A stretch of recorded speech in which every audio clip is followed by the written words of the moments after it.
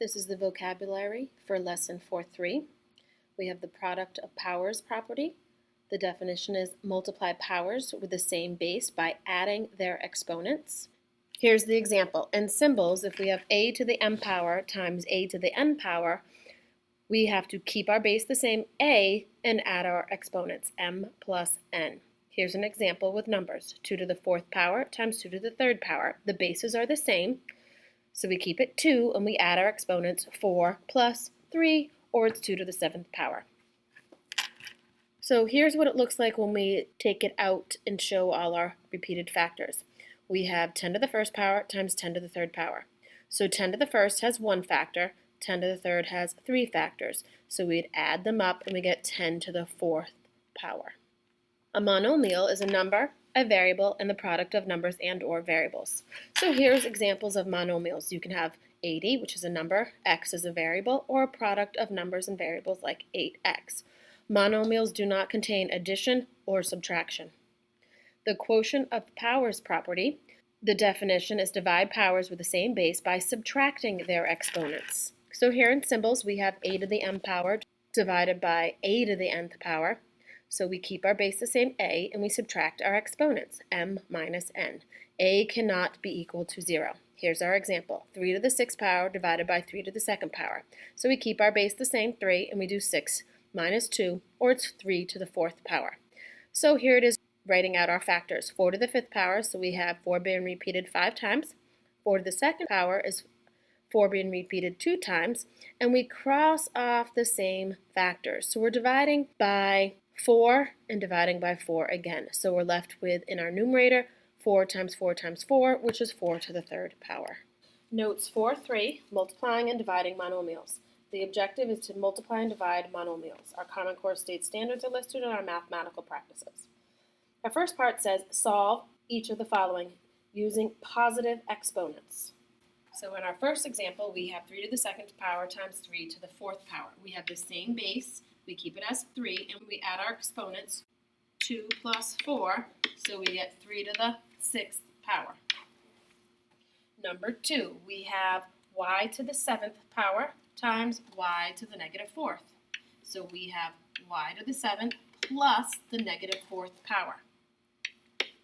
Remember our rules when we're adding integers with different signs. We take the sign of the larger number, so we have more positives, and subtract, we get y to the 3rd power. Number 3, we have 3p to the 4th power times negative 2p to the 2nd power. So we can multiply our two numbers together, 3 times negative 2, and then because we have our same base of p, we can add our exponents, 4 plus 2.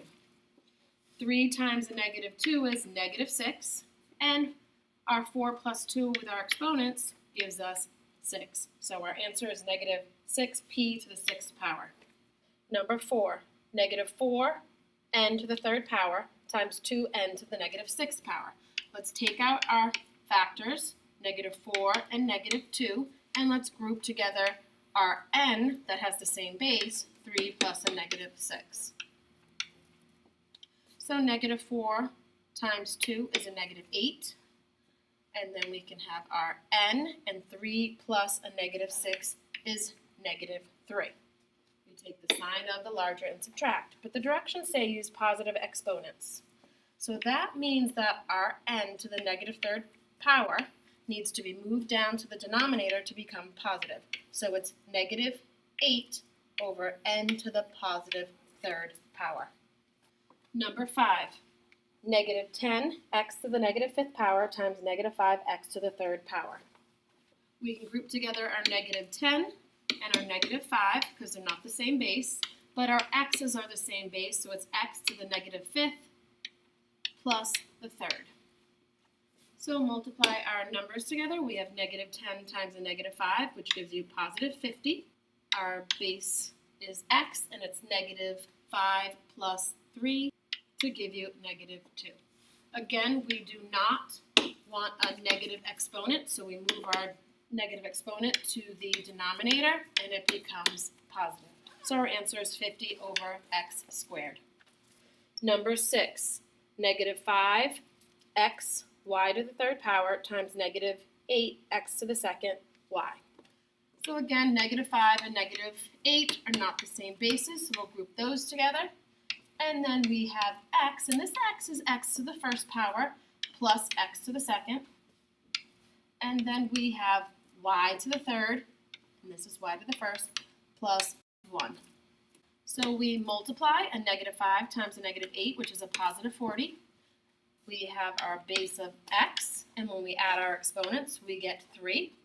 We have our base of y, and when we add our exponents, we have 4.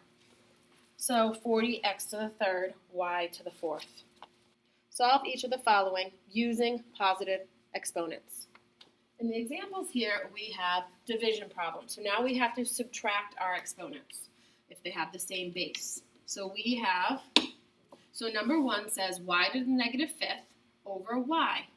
So we can see that we have the same base of y, so we're going to subtract our exponents. So it's y to the -5th minus, and this is y is to the first power, so -1. We change subtraction to adding the opposite, so we end up getting y, and a -5 plus a -1 is -6. But we need positive exponents. So that means to get it as positive, it needs to go to the denominator. So we have to write 1 over y to the 6th power. Number 2, 5 to the 9th divided by 5 to the -3rd. So we keep our base the same, 5, and we subtract our exponents. 9 minus a -3. Change subtraction to add in the opposite. So our base is 5, we add 9 plus 3, and we get 12. So since our power is positive, we don't have to rewrite it. Number 3 says 18x to the -4th, y to the 3rd, divided by 3x, y to the -2nd. The first thing that we want to do is we can reduce 18 and 3 by taking out a 3, so we're left with 6 over 1. Now we subtract our exponents, and we subtract them. We subtract in the numerator. So our common base, x, we do -4 minus, and this would be a +1. And we have the same base, y to the 3rd minus a -2. Change any subtraction to adding the opposite. And now we can solve. So in our numerator, we have 6. We can put our fraction bar there. We have x to the -4th plus the -1st. That gives you x to the -5th. So since that's negative, we're going to have to rewrite it in the denominator. And then we have y, and then 3 plus 2, which is 5. Since x is the only one to the -5th power, we're going to rewrite it as 6. X to the -5th goes to the denominator, becomes positive. And our y to the 5th stays in our numerator. So our final answer is 6 y to the 5th power over x to the 5th power. Number 4, -15 a to the 3rd b squared over -5 a squared b. Start by reducing our bases that are not alike, so we can simplify this to give us -15 divided by -5 gives us a +3, and that would be in our numerator. Then we subtract our bases, a to the 3rd minus the 2nd. Then we have our b to the 2nd, and since the b in the denominator does not have an exponent, we can put in a 1, so we subtract 1. Now we need to simplify. So we have 3a, 3 minus 2 is 1, and then b, so we have 2 minus 1 is 1. We can leave it with exponents, or we can rewrite it without exponents as 3ab. Number 5, 2x to the 4th, y to the -4th, z to the -3rd over 3x squared, y to the -3rd, z to the 4th. So we have common bases of x, y, and z, and our 2/3 is already simplified. So let's start by rewriting our 2/3. We'll start with our x's, so put your x in the numerator, subtract the exponents, 4 minus 2. Then we have our common base of y, so it's -4 minus a -3. And then we have our z, -3 minus 4. Change any subtraction to adding the opposite. And we end up getting, again, 2/3. 4 plus a -2, or you could have 4 minus 2 is x to the second power. We have y, and it's -4 plus a +3 to give you the negative first, so that's going to have to move to our denominator. And then z to the -3rd plus the -4th gives you z to the -7th. And that will also have to be written in your denominator. So our final answer is going to be 2/3 x squared stays in the numerator. Y to the -1st goes to the denominator and becomes positive. You don't need to put the 1 in there. So our z to the -7th moves to our denominator and becomes positive. So our final answer is 2x squared over 3y z to the 7th. Our last problem is 3x r to the -3rd divided by 5x to the -4th r to the 2nd. I find it easier to rewrite it using a fraction bar. So 3x y to the -3rd divided by 5x to the -4th r squared. The 3/5 is simplified, so we'll rewrite that. We have x, and that's x to the first, so it's x in our numerator to the first minus the -4th. And then we have our r to the -3rd minus 2. So keep our 3/5, and then we can change subtraction to add in the opposite. So now 1 plus 4 is 5, so x to the 5th.